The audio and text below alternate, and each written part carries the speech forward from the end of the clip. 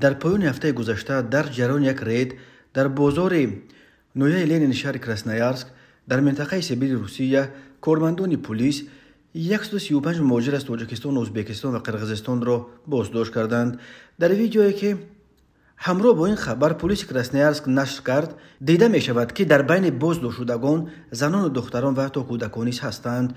گفته می شود به مهاجران دستگیر شده پیرامون خودداری از قانون شکنی و صحبت گذرانیده دستگیر شدگان را در مورد دست داشتن یا نداشتنشان در جنایت ها تفتیش کرده حتی آب دوانشان را هم برای تشخیص گرفتند. پیش از گرفتن نمونه های آب درون دهان کس باید کمش 2 ساعت چیزی نخورد و این به معنی است که مهاجران را چندین ساعت در پلیس در بازداشت نگاه داشتند و اما این رید در نهایت مثل رقم بدوایمه بازداشت شدگان چندان سیروسل انجام نیافته است. از بین این 135 مهاجر دستگیر شده 3 نفری که شهروندی روسیه را به دست آورده بودند دستور دادند که تا در کمیساریات‌های حربی خود را ثبت نام کنند. به ضد 60 دستگیر شده برای ویران کردن قانون‌های مهاجرت 8 پروتکل مأموری ترتیب دادند و اکنون به 3 مهاجر خطر دپورتاسیون از روسیه تهدید می‌کند.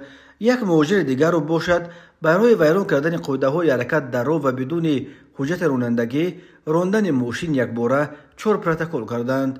ریدهای ضد مهاجران به خصوص مهاجران تاجیک و محدودیت‌های دیگر در راه سفر به روسیه به ویژه بعد حمله خونین تروریستی روز 22 مارس سال 2024 در تالار کنسرت‌های کراکوس سیتی هال در شهر کراسنویارسک در کنار مسکو که 145 کشته به جا گذاشت افزایش یافته است. مسئولیت آن حمله را گروه تروریستی داعش به دوش گرفت. تا امروز با گمان دست داشتن در این حمله کراکوس دست کم 19 نفر دستگیر شدند که متاسفانه 17 نفرش از تاجیکستانند.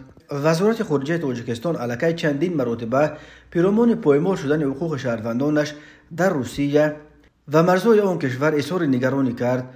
بنا به خبرها 100 شهروند تاجیکستان در مرز روسیه و قزاقستان و بیش از 1000 تاجیک دیگر در فرودگاه‌های شهر مسکو درماندند. در رابطه با این وضع بعدی که شهروندان تاجیک در روسیه قرار گرفتند روز 26 اپریل سفیر روسیه در دوشنبه سیمیون گریگورویچ را به وزارت خارجه دعوت کردند.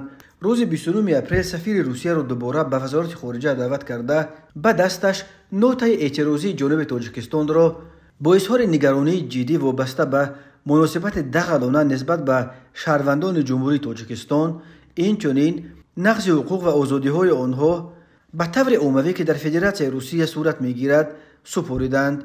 بنا به اطلاع رسمی در یادداشت تاکید شده است که این گونه عملها تنها نسبت به شهروندان تاجیکستان عملی شده بر رویه و عنعنه‌های مناسبت‌های تاجیکستان و روسیه کاملا موافق نیست.